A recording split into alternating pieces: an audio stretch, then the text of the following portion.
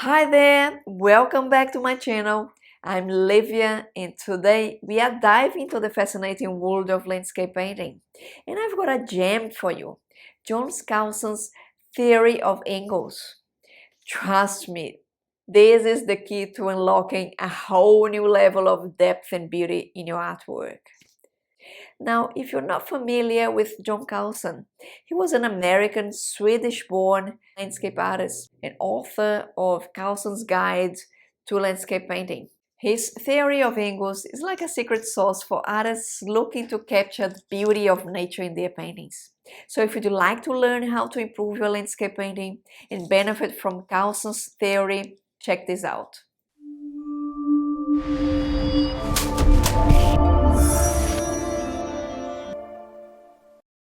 The Theory of Angles by John Carlson is all about simplifying values in your landscape.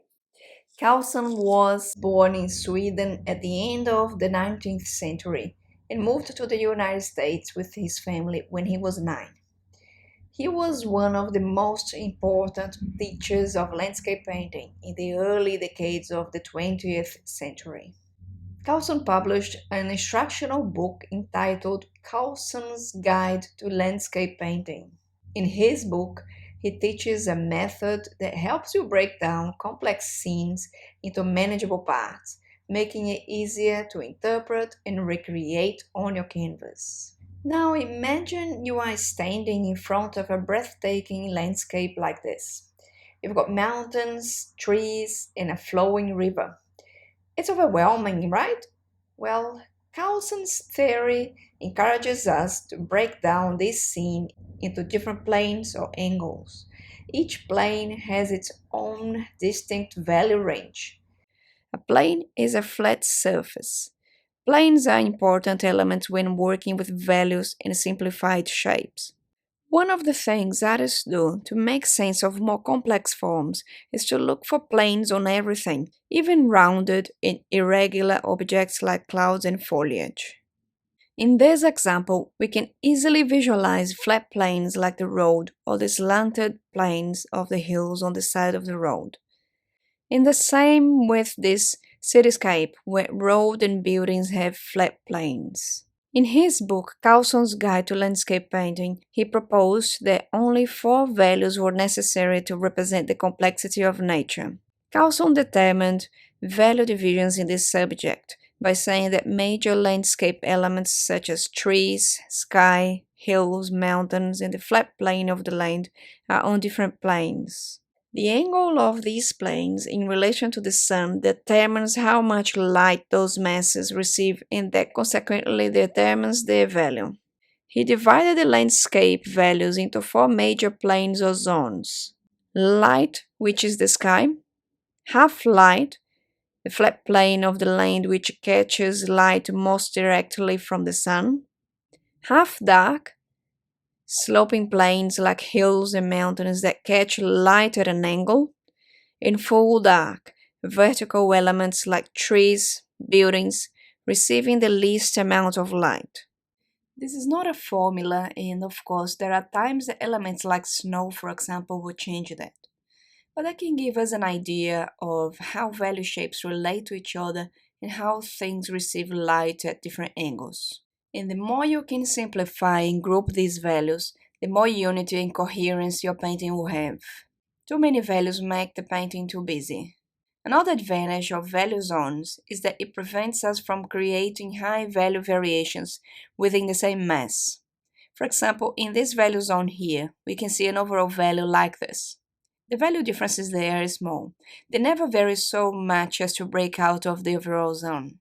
If I make this tone here too light or this one too dark, I will disrupt the cohesion of this shape. The same with the paddock area in the trees. So that means that these value variations are a subset of a larger part. Also, when making value comparisons, have in mind that some things are darker in color than others. That means that when modulating a landscape from dark to light, the range of values is not the same for every object. An autumn tree, like the poplar tree on the left, for example, is lighter than the evergreen trees on the right. So to paint the poplar, we would be using 5 and 6 value steps from the value scale, and for the evergreen trees around 7 and 9 value steps. Even though the theory of angles helps us assign a value range to each of these planes and helps us create a clear hierarchy to make our paintings more readable, we must remember that there are other factors that change colors and values in the landscape, like the atmospheric perspective. The further away something is, the more atmosphere it's seen through. That's called atmospheric perspective or aerial perspective. So as we look through more layers of the atmosphere, value contrasts are reduced, details are softened, and colors become lighter, bluer, and less vibrant. The atmospheric perspective is a great tool for an artist to indicate distance in space and a reliable way to show depth within a landscape painting. And if we see things through the atmosphere of a sunset or sunrise sky, like this photo, instead of becoming bluer, the mountains will become warmer and bathed with orange and yellow as they recede towards the sun. And last but not least is intensity versus lightness. A common mistake in selecting values is interpreting intense colors as light value. In this example, beginners would most likely to paint the popular trees with colors that have values similar to 2 and 3 value steps, as the first hue they see is yellow. But in fact, those colors relate to 5 and 6 steps on the scale. Yes, I know, color is very deceiving, isn't it? Very easy to misjudge value when color is there. See what happens when I take the color away. Can you see their value better? Now compare with the wrong ones. In fact, 2 and 3 value steps are seen in the sky, right? So if I made that mistake, I would have ended up making the tree and the sky equal in value, and that would break the value relationships, which would drag the other elements' values into the same issue. It's like a chain, isn't it? And there you have it, guys. John Carlson's theory of angles is a powerful tool to elevate your landscape paintings. Experiment with it, make it your own, and watch your artwork come to life with newfound depth. Remember to keep your values simple though. Don't get bogged down with too many details. Carlson's theory teaches us that by simplifying values, we can create more harmonious and convincing representation of nature.